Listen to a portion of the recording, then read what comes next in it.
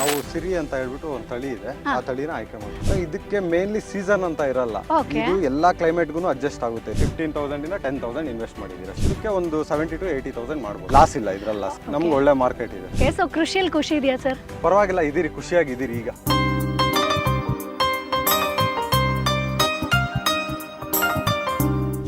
ನಮಸ್ಕಾರ, welcome to Freedom Farming Kannada YouTube channel. ನಾನು Chaitra. So ಸ್ನೇಹಿತರೆ, ನಾವಿವತ್ತು ಚಿಕ್ಕಬಳ್ಳಾಪುರದ ಕುಪ್ಪಳ್ಳಿ ಅನ್ನೋ ಗ್ರಾಮಕ್ಕೆ ಬಂದಿದ್ದೀವಿ. ಸೊ ಇಲ್ಲಿ ನಾನು ನಿಮಗೆ ಮದನ್ ಗೌಡ ಅನ್ನೋರನ್ನ ಪರಿಚಯಿಸ್ತೀನಿ. ಸೊ ಇವರು ಬೇಸಿಕಲಿ ಇಂಜಿನಿಯರ್ ಆಗಿದ್ದವರು. ಈಗ ಸುಮಾರು 10 ವರ್ಷಗಳಿಂದ ಕೃಷಿಯಲ್ಲಿ ತನ್ನಂತಾನು ತೊಡಗಿಸ್ಕೊಂಡಿದ್ದಾರೆ. ಕೋಳಿ ಸಾಕಾಣಿಕೆ ಆಗಿರ್ಬೋದು, ಹೂವಿನ ಕೃಷಿ ಆಗಿರ್ಬೋದು, ದ್ರಾಕ್ಷಿ, ಹೀಗೆ ಬೇರೆ ಬೇರೆ ಬೆಳೆಗಳನ್ನ ಬೆಳೀತಾ ಇದ್ದಾರೆ. ಸೊ ಇಂಜಿನಿಯರ್ ಆಗಿದ್ದವರು ಕೃಷಿ ಜೀವನದಲ್ಲಿ ಒಂದು ಖುಷಿಯನ್ನ ಕಂಡುಕೊಂಡಿದ್ದಾರೆ. ಸೊ ಇವತ್ತು ನಾನು ನಿಮಗೆ ಚೆಂಡು ಹೂವ ಕೃಷಿ ಬಗ್ಗೆ ಮಾಹಿತಿಯನ್ನ ಕೊಡಿಸ್ತೀನಿ. ಸೊ ಇವರೀಗ ಆಲ್ರೆಡಿ ಚೆಂಡು ಹೂವ ಕೃಷಿಯನ್ನ ಮಾಡ್ತಿದ್ದಾರೆ. ಸುಮಾರು 20 ಗುಂಟೆ ಜಾಗದಲ್ಲಿ ಚೆಂಡು ಹೂವ ಕೃಷಿ ಅಂತ ಬಂದಾಗ ಇಲ್ಲೂ ಕೂಡ ಒಂದು ತಳಿಯನ್ನ ಆಯ್ಕೆ ಮಾಡ್ಕೊಂಡಿದ್ದಾರೆ. ಹಾಗಾದ್ರೆ ಯಾವ್ದಪ್ಪ ತಳಿ, ಯಾವ ರೀತಿಯಾಗಿ ನಾವು ನಾಟಿ ಮಾಡಬೇಕಾಗುತ್ತೆ, ಏನೆಲ್ಲ ಮೇಂಟೆನೆನ್ಸ್ ಇರುತ್ತೆ, ಮಾರ್ಕೆಟ್ ಅಲ್ಲಿ ಚೆಂಡು ಹೂವಾಗೆ ಡಿಮಾಂಡ್ ಇದೆಯೋ ಇಲ್ವೋ, ಇವೆಲ್ಲದ್ರ ಬಗ್ಗೆ ಡೀಟೇಲ್ಸ್ ಅನ್ನ ಕೊಡ್ತಾರೆ. ಸೊ ಬನ್ನಿ, ಮದನ್ ಗೌಡ ಅವರು ಇಲ್ಲೇ ಫಾರ್ಮ್ ಅಲ್ಲಿ ಇದ್ದಾರೆ, ಮಾತಾಡ್ಸೋಣ.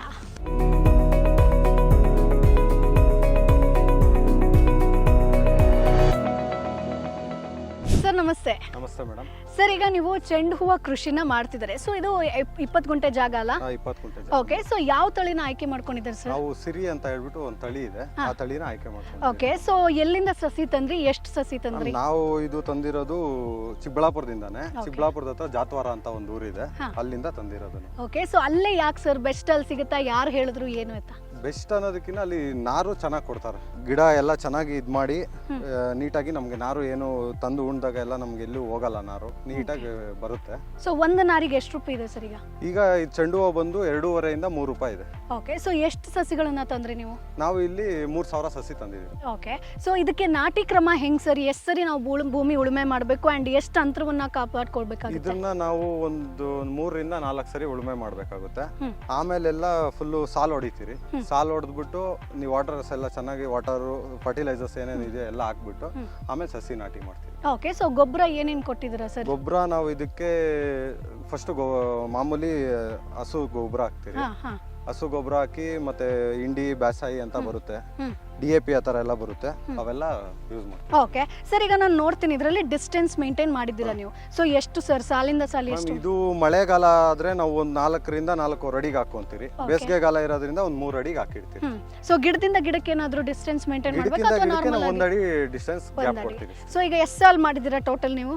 1 2 3 4 5 6 ಸಾಲ್ ಮಾಡಿದ್ದೀವಿ. Okay sir. ಈಗ ಇದರಲ್ಲಿ ನಾಟಿ ಕ್ರಮ ಒಂದ್ಸರಿ ಈಗ ನಾಟಿ ಮಾಡಿದ್ಮೇಲೆ ಸೊ ಇಳುವರಿ ಕೊಡೋದಕ್ಕೆ ಎಷ್ಟು ಟೈಮ್ ಬೇಕಾಗುತ್ತೆ ಅಂಡ್ ಯಾವ ರೀತಿಯಾಗಿ ನಾವು ಮೇಂಟೈನ್ ಮಾಡಬೇಕಾಗುತ್ತೆ? ಮೇಂಟೆನೆನ್ಸ್ ಅಂದ್ರೆ ನಾವು ಈಗ ಫಸ್ಟ್ ಉಣಿದಾಗ ಸ್ವಲ್ಪ ವಾಟರ್ ಸಾಲ್ಯುಬಲ್ಸ್ ಕೊಡ್ತೀರಿ. ಉಣಿ ಒಂದು 3 to 4 ಡೇಸ್ಗೆ 5 ಡೇಸ್ಗೆ ವಾಟರ್ ಸಾಲ್ಯುಬಲ್ಸ್ ಕೊಡ್ತೀರಿ. ವೀಕ್ಲಿ ಒನ್ಸ್ ಕೊಡ್ತೀರಿ. ಈಗ ಬೇಸಿಗೆಗಾಲ ಆಗಿರೋದ್ರಿಂದ ಫರ್ಟಿಲೈಸರ್ ಸ್ವಲ್ಪ ಕಮ್ಮಿ ಮಾಡಿ ವಾಟರ್ ಜಾಸ್ತಿ ಕೊಡ್ತೀರಿ. ಸೊ ಇದು ಎಷ್ಟು ಎತ್ತರದವರೆಗೆ ಬರುತ್ತೆ? ಒಂದು 3 ರಿಂದ 2.5 3 ಅಡಿವರೆಗೂ ಬರಬೇಕಾಯ್ತು. ಬೇಸಿಗೆಗಾಲ ಆಗಿರೋದ್ರಿಂದ ಹೀಟ್ ಜಾಸ್ತಿ ಆಗಿರೋದ್ರಿಂದ ಕಮ್ಮಿ ಇದೆ. ಓಕೆ. ಸೊ ನಾಟಿ ಮಾಡೋದಕ್ಕೆ ಕರೆಕ್ಟ್ ಸೀಸನ್ ಯಾವುದು ಸರ್? ಈ ಬೇಸಿಗೆ ಕಾಲದಲ್ಲಿ ಚೆಂಡು ಹೂವು ತಡ್ಕೊಳ್ಳುತ್ತಾ ಹೆಂಗೆ? ಇದಕ್ಕೆ ಮೇನ್ಲಿ ಸೀಸನ್ ಅಂತ ಇರಲ್ಲ, ಇದು ಎಲ್ಲಾ ಕ್ಲೈಮೇಟ್ಗೂ ಅಡ್ಜಸ್ಟ್ ಆಗುತ್ತೆ. ಇದು ಮಾತ್ರ ಚೆಂಡು ಹೂವು ಬಂದು ಮಾತ್ರ ಇದು ಎಲ್ಲಾ ಕ್ಲೈಮೇಟ್ಗೂ ಅಡ್ಜಸ್ಟ್ ಆಗುತ್ತೆ, ನೋಡ್ಕೊಬೇಕಷ್ಟೇ ನೀಟಾಗಿ. Okay okay. ಸೊ ಇದಕ್ಕೆ ನೀರು ಎಷ್ಟು ಬೇಕಾಗುತ್ತೆ ಸರ್? ಈಗ ಡೈಲಿ ನಾವು ಕೊಡಬೇಕಾ ಅಥವಾ ಒಂದಿನ ಬಿಟ್ಟು ಒಂದಿನ ಹೆಂಗೆ? ಈ ಬೇಸಿಗೆ ಆಗಿರೋದ್ರಿಂದ ನಾವು ಡೈಲಿ ಕೊಡ್ಬೇಕು. ಆಕ್ಚುಲಿ ನೈಟ್ ಟೈಮ್ ನೀರು ಕೊಡೋದನ್ನ ಸ್ವಲ್ಪ ಸ್ಟಾಪ್ ಮಾಡ್ಬೇಕು ಬೇಸಿಗೆಗಾಲ. ಸೊ ಎಷ್ಟು ಟೈಮ್ ಕೊಡ್ತೀರಾ ನೀವು ದಿನದಲ್ಲಿ? ನಾವು ದಿನದಲ್ಲಿ ಒಂದು 2 to 3 ಅವರ್ಸ್ ಕೊಡ್ತೀವಿ. Okay okay. ಸರ್ ಇದೆಲ್ಲ ಕೋಲೆಲ್ಲ ಏನಕ್ಕೆ ಹಾಕಿರೋದು ಸರ್? ಮೇನ್ ಕೋಲೆಲ್ಲ ಏನಕ್ಕಂದ್ರೆ ಗಾಳಿಗೆ ಬೀಳ್ದಿರ ಇರೋದಕ್ಕೆ ಮೇನ್. ಇದು ನಾವು ಏನಕ್ಕೆ ಹಾಕದೆ ಅಂದ್ರೆ ಗಿಡ ಚೆನ್ನಾಗಿ ಬೆಳೆಯುತ್ತೆ, ಬಿಸಿ ಅಷ್ಟೊಂದು ಇರಲ್ಲ ಅಂತ ಹಾಕಿದ್ರೆ ಅದು ಗಿಡ ಬೆಳಿಲಿಲ್ಲ ಇಷ್ಟು. ಓಕೆ. ಸೊ ಎಷ್ಟು ಡಿಸ್ಟೆನ್ಸ್ ಅಲ್ಲಿ ಕೋಲ್ ಹಾಕಿದ್ರೆ ಹೆಂಗ್ ಅದು ಕ್ಯಾಲ್ಕುಲೇಷನ್? ನಾವು ಕ್ಯಾಲ್ಕುಲೇಷನ್ ಹೆಂಗ್ ಮಾಡಿದ್ರೆ ಅಂದ್ರೆ 11 ಅಡಿಯಿಂದ 12 ಅಡಿವರೆಗೂ ನಾವು ಕ್ಯಾಲ್ಕುಲೇಷನ್ ಮಾಡಿ ಹಾಕಿದ್ದೀವಿ. Okay sir. ಇನ್ನು ನೀರಿನ ವಿಷಯ ಆಯ್ತು, ಗೊಬ್ಬರ ಓಕೆ. ಅದಾದ್ಮೇಲೆ ಒಂದಿನ ಅಂದ್ರೆ ಈ ಟೈಮ್ 1 ವಾರ ಬಿಟ್ಟು ಈ ತರ ಗೊಬ್ಬರ ಆ ಥರ ಏನಾದ್ರು ಕೊಡ್ಬೇಕಿದೆಯಾ ಅಥವಾ ಉಳುಮೆ ಮಾಡೋದಕ್ಕೆ ಕೊಟ್ಟಾಗ ಸಾಕಾ? ಇಲ್ಲ ಮೇಡಮ್, ಅವಾಗ ವೀಕ್ಲಿ ಒನ್ಸ್ ನಾವು ವಾಟರ್ ಸಾಲ್ಯುಬಲ್ಸ್ ಬಿಡ್ಲೇಬೇಕು. ಈ 1345 ಅಂತ ಬರುತ್ತೆ, ಗಿಡ ಚೆನ್ನಾಗಿ ಆಗ್ಬೇಕಂದ್ರೆ 1261 ಅಂತ ಬರುತ್ತೆ, ಅಂತ ಕೊಡ್ತಾ ಇರ್ಬೇಕು. ಓಕೆ. ಸೊ ಪೆಸ್ಟ್ ಏನಾದ್ರು ಬರುತ್ತಾ, ರೋಗ ಏನಾದ್ರು ಬರುತ್ತೆ ಮೇಡಮ್? ಇದ್ರಲ್ಲಿ ಮೇನ್ಲಿ ಬರೋದಂದ್ರೆ ಬೂದಿ ರೋಗ ಅಂತ ಬರುತ್ತೆ. ಈ ಬೇಸಿಗೆ ಕಾಲದಲ್ಲಂತೂ ನಮ್ಗೆ ಜಾಸ್ತಿ ಬರುತ್ತೆ ಬೂದಿ ರೋಗ. ಅದನ್ನ ಹೆಂಗ್ ಮೇಂಟೈನ್ ಮಾಡೋದು ಸರ್? ಕಂಪ್ಲೀಟ್ ಆಗಿ ಕ್ಲಿಯರ್ ಮಾಡಬಹುದಾ ಅಥವಾ ಜಸ್ಟ್ ಕಂಟ್ರೋಲ್ ಮಾಡೋದಕ್ಕಾಗುತ್ತಾ? ಕಂಟ್ರೋಲ್ ಮಾಡಬಹುದು. ಬೇಸಿಗೆ ಕಾಲದಲ್ಲಿ ಕಂಪ್ಲೀಟ್ ಕ್ಲಿಯರ್ ಮಾಡಕ್ ಆಗಲ್ಲ. ಸೊ ಅವಾಗ ಏನ್ ಕೊಡ್ತೀರಾ ನೀವು ಕಂಪ್ಲೀಟ್ ಕ್ಲಿಯರ್ ಇದು ನಿರ್ವಹಣೆ ಮಾಡೋದಕ್ಕೆ? ಮೇನ್ಲಿ ಅಂತಂದ್ರೆ ನಾವು ಇದು ಆರ್ಗ್ಯಾನಿಕಲ್ಲೂ ಹೋಗ್ತೀರಿ. ಆರ್ಗ್ಯಾನಿಕಲ್ ಹೋದಾಗ ಅಕಸ್ಮಾತ್ ಕಂಟ್ರೋಲ್ ಬರ್ಲಿಲ್ಲ ಅಂದ್ರೆ ಮಾಮೂಲಿ ಕೆಮಿಕಲ್ ಹೋಗ್ತೀರಿ. ಇಳುವರಿ ಬಗ್ಗೆ ಮಾತನಾಡೋದಾದ್ರೆ ಸೊ ಇಳುವರಿ ಕೊಡೋದಕ್ಕೆ ಎಷ್ಟು ಮಂತ್ ಬೇಕು ಕಂಪ್ಲೀಟ್ ಆಗಿ ಈಗ ನಾವು ಕಟ್ಟಿಂಗ್ ಮಾಡಬೇಕು ಅಂದ್ರೆ ಫ್ಲವರ್ಸ್ನ? ಮ್ಯಾಮ್ ಕರೆಕ್ಟಾಗಿ ಕೊಡಬೇಕು ಅಂದರೆ ನಮಗೆ 56 ಡೇಸ್ ಬರುತ್ತೆ. 56. ಓಕೆ. ಕರೆಕ್ಟಾಗಿ ನೀರು ಗೀರು ಎಲ್ಲ ಕೊಟ್ಕೊಂಡು ಕರೆಕ್ಟಾಗಿ ಮೇಂಟೈನ್ ಮಾಡಿದ್ರೆ 56 ಡೇಸ್ ನಮಗೆ ಬರುತ್ತೆ. ಸೊ ಲೇಬರ್ಸ್ ಏನಾದರೂ ಬೇಕಾ ಕಟ್ಟಿಂಗ್ ಅಥವಾ ನೀವೊಬ್ಬರೇ ಮಾಡ್ತೀರಾ? ಇಲ್ಲ, ಲೇಬರ್ಸ್ ಬೇಕು. ಸೊ ಎಷ್ಟು ಲೇಬರ್ಸ್ ಇದ್ದಾರೆ ಇವಾಗ? ಇದು ನಾವು ಕಮ್ಮಿ ಹಾಕಿರೋದ್ರಿಂದ ನಮ್ಗೊಂದು 2 to 3 ಮೆಂಬರ್ಸ್ ಆದರೆ ಸಾಕು, ಕಿತ್ಕೊಡ್ತಾರೆ. ಓಕೆ. ಸೊ ದಿನದಲ್ಲಿ ಎಷ್ಟು ನಾವು ಕಟ್ಟಿಂಗ್ ಮಾಡ್ಬೋದು ಸರ್? ಈಗ ನೀವು ಇದು ಫಸ್ಟ್ ಕ್ರಾಪಾ? ಇಲ್ಲ, ಇದು ನಮ್ಗೆ ಇದು 3ನೇ ಕ್ರಾಪ್ ಇದು. ಓಕೆ. ಫಸ್ಟ್ ಕ್ರಾಪ್ ಅಲ್ಲಿ ಹೆಂಗ್ ಬಂದಿತ್ತು ಸರ್ ಪ್ರಾಫಿಟ್? ಫಸ್ಟ್ ಕ್ರಾಪ್ ಅಲ್ಲಿ ಪರವಾಗಿಲ್ಲ ಮೇಡಮ್, ಅವಾಗ ರೇಟ್ ಕಮ್ಮಿ ಇತ್ತು, ಈಗ ರೇಟ್ ಜಾಸ್ತಿ ಇದೆ. ನಮ್ಗೆ ಇಳುವರಿ ಕಮ್ಮಿ ಆದ್ರೂ ರೇಟ್ ಜಾಸ್ತಿ ಇದೆ. ಸೊ ಆಗ ಎಷ್ಟು ರೂಪಾಯಿ ಕೊಟ್ಟಿದ್ರಿ ನೀವು? ಆಗ ನಾವು 20-30 rupees ಕೊಡ್ತಾ ಇದ್ರಿ, ಇವಾಗ 160 ಇಂದ 140 ವರೆಗೂ ಇದೆ. ಓಕೆ. ಸೊ ಕೆಲವು ಸತಿ ರೇಟ್ ಡೌನ್ ಆಗುತ್ತೆ. ಇಳುವರಿ ಜಾಸ್ತಿ ಇದ್ದಾಗ ರೇಟ್ ಕಮ್ಮಿ ಇರುತ್ತೆ. ಈಗ ಬೇಸಿಗೆಗಾಲ ಆಗಿರೋದ್ರಿಂದ ಹೂವು ಬರೋದು ಕಮ್ಮಿ ಆಗೋಗಿದೆ ಎಲ್ಲಾ ಕಡೆ, ಎಲ್ಲಾ ಹೂವನು ರೇಟ್ ಜಾಸ್ತಿ. ಸೊ ಪ್ರೊಡಕ್ಷನ್ ಕಮ್ಮಿ ಇದೆ, ಹಾಗಾಗಿ ರೇಟ್ ಜಾಸ್ತಿ ಬರ್ತಿದೆ. ಓಕೆ. ಸೊ ಫಸ್ಟ್ ಟೈಮ್ ಎಷ್ಟು ಕೆಜಿ ಬಂದಿತ್ತು ಸರ್?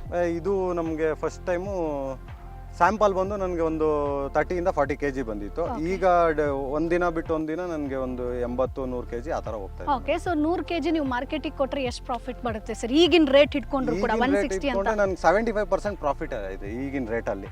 ಅದೇ 20-30 ಹೋದ್ರೆ ಏನು ಹಾಕಿರ್ತೀರೋ ಅದು ಬರುತ್ತೆ ಅಷ್ಟೇ. ಸೊ ಎಷ್ಟು ಇನ್ವೆಸ್ಟ್ಮೆಂಟ್ ಮಾಡಿದ್ರಿ ಆಗ ನೀವು? ನೀರಿನ ವ್ಯವಸ್ಥೆ ಆಗಿರ್ಬೋದು ಏನು ಎಲ್ಲ? ಇದಕ್ಕೆಲ್ಲ ನಾನು ಮ್ಯಾಕ್ಸಿಮಮ್ ಅಂದ್ರೆ ಒಂದು 15,000 ಇಂದ 10,000 ಇನ್ವೆಸ್ಟ್ ಮಾಡಿದ್ದೀರಾ. ಓ ಅಷ್ಟೇ. ಸೊ 10,000 ನಾವು ಇನ್ವೆಸ್ಟ್ಮೆಂಟ್ ಮಾಡಿದ್ರೆ ಸೊ ಎಷ್ಟು ಪ್ರಾಫಿಟ್ ಮಾಡ್ಬೋದು ಸರ್ ಚೆಂಡು ಕೃಷಿ? ಇದೇ ರೇಟ್ ಅಲ್ಲಿ ಇದ್ರು ನಾನು ಇಷ್ಟಕ್ಕೆ ಒಂದು 70,000 to 80,000 ಮಾಡ್ಬೋದು. ಸೊ ನಮ್ಗೇನು ಲಾಸ್ ಇಲ್ಲ? ಇದ್ರಲ್ಲಿ ಲಾಸ್ ಇಲ್ಲ. ಓಕೆ. ಓಕೆ. ಸೊ ಎಲ್ಲಿ ಸರ್ ಮಾರ್ಕೆಟ್ ಈಗ ಚೆನ್ನಾಗಿರೋದು ಚೆಂಡು ಹೂವಿಗೆ? ನಮಗೆ ಮಾರ್ಕೆಟ್ ಅಂದ್ರೆ ನಮ್ಗೆ ಇಲ್ಲೇ ಚಿಕ್ಕಬಳ್ಳಾಪುರ ಇದೆ, ಅಗಲಗುರ್ಕಿ ಗೇಟ್ ಅಲ್ಲಿ ಇದೆ, ನಮ್ಗೆ ಒಳ್ಳೆ ಮಾರ್ಕೆಟ್ ಇದೆ. ಓಕೆ. ಸೊ ಈಗ ನೀವು ಹೇಳಿದ್ರಿ ಚೆಂಡು ಹೂವು ಯಾವ ಸೀಸನ್ ಅಲ್ಲಿ ಬೇಕಾದ್ರೆ ನಾಟಿ ಮಾಡ್ಬೋದು ಅಂತ. ಸೊ ಮಳೆಗಾಲ ಬೆಸ್ಟ್ ಸರ್? ಮಳೆಗಾಲದಲ್ಲಿ ಬೆಸ್ಟ್ ಅನ್ನೋದಕ್ಕಿಂತ ಮಳೆಗಾಲದಲ್ಲಿ ನಾವು ಮದ್ದುಗಳು ಜಾಸ್ತಿ ಹೊಡಿಬೇಕಾಗುತ್ತೆ. ಮಳೆಗೆ ಏನಾಗುತ್ತೆ ಅಂದ್ರೆ ಬೂದಿ ರೋಗ, ಅದು ಇದು ತ್ರಿಪ್ಸ್ ಒಂದು ಅವಾಯ್ಡ್ ಮಾಡ್ಬೋದು ಅಷ್ಟೇ, ಬೂದಿ ರೋಗ ಜಾಸ್ತಿ ಬರುತ್ತೆ ನಮ್ಗೆ. ಓಕೆ. ಸೊ ಇದು 3ನೇ ಕ್ರಾಪ್ ಅಲ್ವಾ ನಿಮ್ದು? ಇದು 3ನೇ. ಸೊ ಇದು ಯಾವಾಗ ಸರ್ ಈಗ ಈ ಹೂವೆಲ್ಲ ಯಾವಾಗ ಕಟ್ಟಿಂಗ್ ಆಗುತ್ತೆ? ಈ ಬಿಸಿಗೆ ಈಗ ಬೆಳಗ್ಗೆ ಕಟ್ ಮಾಡಿದ್ದಾರೆ ಎಲ್ಲ, ಇನ್ನು 2 days ಬಿಟ್ಟರೆ ಸಿಗುತ್ತೆ ನಮ್ಗೆ, ಮತ್ತೆ ಕಟ್ಟಿಂಗ್ ಮಾಡ್ಬೋದು. ಸೊ ಈಗ ಫ್ಲವರ್ಸ್ ಇದು ಕಟ್ಟಿಂಗ್ ಆದ್ಮೇಲೆ ಸರ್ ಮತ್ತೆ ಈಗ ಬೆಳಿಬೇಕು ಅಂದ್ರೆ ಹೆಂಗೆ? ಸೊ ಇದ್ರಲ್ಲಿ ಎಷ್ಟು ಕ್ರಾಪ್ ನಾವು ಕಟ್ಟಿಂಗ್ ಮಾಡ್ಬೋದು? ಇದು ಈ ಚೆಂಡು ಹೂವು ಬಂದು ಕಟಿಂಗ್ ಲೆಕ್ಕದಲ್ಲಿ ಹೋಗಲ್ಲ. ಇದು ನಾವು ಹೆಂಗ್ ಫರ್ಟಿಲೈಸರ್ಸ್ ಕೊಟ್ಕೊಂಡು ವಾಟರ್ ಸಾಲ್ಯುಬಲ್ ಹೆಂಗ್ ಕೊಡ್ತಾ ಇರ್ತೀರೋ ಹಂಗ್ ಬರ್ತಾ ಇರುತ್ತೆ. ಮ್ಯಾಕ್ಸಿಮಮ್ ನಂಗೆ ಇನ್ನೊಂದು 1 month ಅಲ್ಲಿ ಎಲ್ಲ ಖಾಲಿ ಆಗೋಗುತ್ತೆ. ಮತ್ತೆ ನೀವು ವಾಪಸ್ ತೆಗೆದು ಬೇರೆ ಗಿಡ ನೆಡಬೇಕು. ಇಲ್ಲ, ಬೇರೆ ಗಿಡ ಇದ್ರಲ್ಲಿ ನೆಡಬೇಕು. ಅದು ಬೇರೆ ಗಿಡ ಬರುತ್ತೆ, ಚಾಕ್ಲೇಟ್ ಆ ತರ ಬರುತ್ತೆ, ಅವು ಕಟಿಂಗ್ ಮಾಡಿ ಮಾಡ್ಬೋದು. ಸೊ ಇದಾದ್ಮೇಲೆ ಏನ್ ಹಾಕ್ಬೇಕು ಅಂತ ಅನ್ಕೊಂಡಿದ್ದೀರಾ? ಇದಾದ್ಮೇಲೆ ನಾವು ಎಲ್ಲ ಕ್ರಿಸಾಂತಮ್ ವೈಟ್ ಹಾಕ್ಬೇಕು ಅಂತ. ಸೊ ಯಾಕೆ ಸರ್ ರೀಸನ್? ಕ್ರಿಸಾಂತಮ್ ವೈಟ್ ಯಾಕಂದ್ರೆ ನಮ್ಗೆ ರೈನಿ ಸೀಸನ್ ಅಲ್ಲಿ ಚೆನ್ನಾಗಿ ಬರುತ್ತೆ ಬೆಳೆ. ಅದು ಓಕೆ. ಅಂದ್ರೆ ನೀವು ಡಿವೈಡ್ ಮಾಡ್ಕೋತೀರಾ ಯಾವ್ದಕ್ಕೆ ಹೆಂಗ್ ಡಿಮಾಂಡ್ ಇದೆ? ಯಾವ್ಯಾವ ಬೇಕೋ ಆ ತರ ಮಾಡ್ಕೊಂತೀರಿ. ಸೊ ಇದಕ್ಕಿಂತ ಮುಂಚೆ ಏನ್ ಹಾಕೊಂಡಿದ್ರಿ? ಇದಕ್ಕಿಂತ ಮುಂಚೆ ನೋಡಿ ಅದ್ ಮೇಲ್ಗಡೆ ಎಲ್ಲ ಕ್ರಿಸಾಂತಮ್ ಹಾಕಿದ್ರೆ ಎಲ್ಲ ಖಾಲಿ ಬಿಟ್ಬಿಟ್ರಿ. ಸೊ ಇಲ್ಲಿ ಏನ್ ಹಾಕೊಂಡಿದ್ರಿ? ಇಲ್ಲಿ ಇದಕ್ಕೆ ನಾವು ಯಾವಾಗ ಚೆಂಡು ಹೂವನೇ ಚೆಂಡು ಹೂವನೇ. ಓಕೆ. ಸೊ ಅದಕ್ಕಿಂತ ಮುಂಚೆ ಏನು ಹಾಕೊಂಡಿಲ್ಲ? ಅದಕ್ಕಿಂತ ಮುಂಚೆ ನಾವೇನು. Okay sir. ಈಗ ನೀವು ಫ್ಲವರ್ ಮೇಲೆ ಮಾತ್ರ ಡಿಪೆಂಡ್ ಆಗಿಲ್ಲ, ಬೇರೆನೂ ಮಾಡ್ತೀರಾ. ಈಗ ಕೋಳಿ ಸಾಕಾಣಿಕೆ ಆಗಿರ್ಬೋದು, ದ್ರಾಕ್ಷಿ ಎಲ್ಲ ಮಾಡ್ತೀರಾ. ಸೊ ಮೇಂಟೆನೆನ್ಸ್ ಹೆಂಗ್ ಮಾಡ್ತೀರಾ ಸರ್? ಎಷ್ಟು ಎಕರೆ ಇದೆ ಟೋಟಲ್ ಆಗಿ ನಿಮ್ದು? ಟೋಟಲ್ ನಮ್ದು ಇವಾಗ ಅಲ್ಲಿ ದ್ರಾಕ್ಷಿ ಗಿಡ ಬಂದು 1.5 ಎಕರೆ ಇದೆ. ಸೊ ನಿಮ್ದು ಸ್ವಂತ ಜಮೀನು? ಎಲ್ಲ ಸ್ವಂತ ಜಮೀನು. ಕೋಳಿ ಫಾರ್ಮ್ ಮಾಡಿದೀನಿ. ಇನ್ನ ಬೇರೆ ಕಡೆ ಜಮೀನ್ ಇದೆ, ಮಾಡಿಲ್ಲ ಏನು. ಸಾಕು ಇಷ್ಟು ಕೃಷಿ ಇಷ್ಟು ಮಾಡ್ಕೊಂಡು ಇದ್ರಲ್ಲಿ ಡೆವಲಪ್ ಆಗೋಣ. ಸೊ ಕೋಳಿ ಎಷ್ಟಿದೆ ಸರ್ ಈಗ? ಕೋಳಿ ನಾನು 5,000 ರಿಂದ 6,000 ವರೆಗೂ ಬಿಡ್ತೀನಿ ಮೇಡಮ್, ಸ್ವಂತ ಬಿಡ್ತೀನಿ. ಸೊ ಯಾವುದು ಯಾವ ತಳಿ? ಈ ಫಸ್ಟ್ ಎಲ್ಲ ಕಂಪ್ನಿಯಲ್ಲಿ ಮಾಡ್ತಾ ಇದ್ದೆ. ಈಗ ನಾನು ಬಂದು ಇದು ಕಾಬ್ ಅಂತ ಬರುತ್ತೆ, ರಾಸ್ ಅಂತ ಬರುತ್ತೆ, ಅದ್ರಲ್ಲಿ ನೋಡ್ಕೊಂಡು ಸೀಸನ್ ವೈಸ್ ನೋಡ್ಕೊಂಡು ನಾನು ಮೇಂಟೈನ್ ಮಾಡ್ತೀನಿ. ಓಕೆ. ಸೊ ಕೃಷಿಯಲ್ಲಿ ಖುಷಿ ಇದೆಯಾ ಸರ್? ಖುಷಿ ಇದೆ, ಪರವಾಗಿಲ್ಲ, ಇದೀರಿ, ಖುಷಿಯಾಗಿದ್ದೀರಿ ಈಗ. ಓಕೆ. ಸೊ ನಾನು ಕೇಳಲೇಬೇಕು, ನೀವು ಇಂಜಿನಿಯರ್ ಆಗಿದ್ದವರು. ಸೊ ಇಂಜಿನಿಯರ್ ಖುಷಿನಾ ಸರ್, ಕೃಷಿ ಖುಷಿನಾ, ಯಾವುದು? ಇಲ್ಲ, ಇದು ಖುಷಿ ಕೊಡ್ತಾ ಇದೆ ಮೇಡಮ್. ಇಂಜಿನಿಯರ್ ಪರವಾಗಿಲ್ಲ, ಅದ್ರಲ್ಲಿ ಆಗ್ಲಿಲ್ಲ ಮೇಡಮ್ ನಮ್ಗೆ. ಸೊ ಯಾಕೆ ಮೇನ್ ರೀಸನ್ ಸರ್ ಇಂಜಿನಿಯರ್ ಇಂದ ಕೃಷಿ ಆಗ್ಬೇಕು ಅಂತ ಯಾಕೆ ಅನ್ಸ್ತು?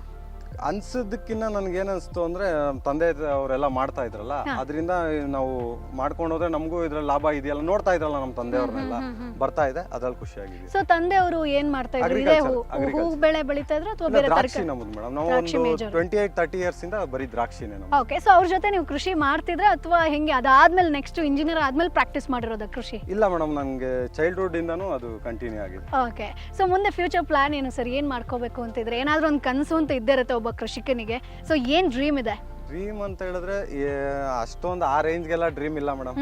ಇರಬೇಕು, ಇರೋದ್ರಲ್ಲಿ ಸಂತೋಷವಾಗಿ ಬಟ್ ಇದ್ರಲ್ಲಿ ಏನಾದ್ರು ನೆಕ್ಸ್ಟ್ ನಾನು ಏನಾದ್ರು ಇಂಪ್ಲಿಮೆಂಟ್ ಮಾಡಬೇಕು, ಚೇಂಜಸ್ ಮಾಡ್ಕೋಬೇಕು, ಚೇಂಜಸ್ ಮಾಡ್ಕೊಬೇಕು, ವೆರೈಟಿ ಬೆಳೆ ಬೆಳಿಬೇಕು, ಆ ತರ ಇದೆ ಅಷ್ಟೇ. Okay, so thank you so much sir, ಸಾಕಷ್ಟು ಇನ್ಫಾರ್ಮೇಶನ್ ಕೊಟ್ರಿ. ಸೊ ಚೆಂಡು ಹೂವು ಅಂತ ಬಂದಾಗ ನೀವು ಸಿರಿ ಅಲ್ವಾ ಆಯ್ಕೆ ಮಾಡ್ಕೊಂಡಿರೋದು?